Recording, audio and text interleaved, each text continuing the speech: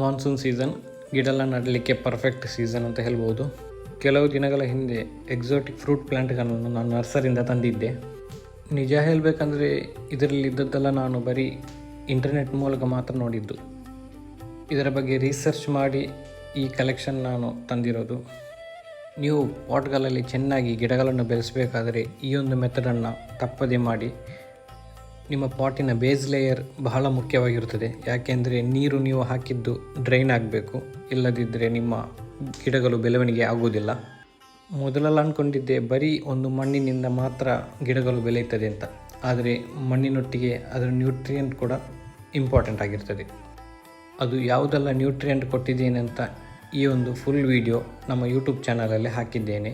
Link ಬಯೋದಲ್ಲಿದೆ, ಹೋಗಿ check ಮಾಡಿ. Full video detail ಆಗಿ ಹೇಳಿದ್ದೇನೆ.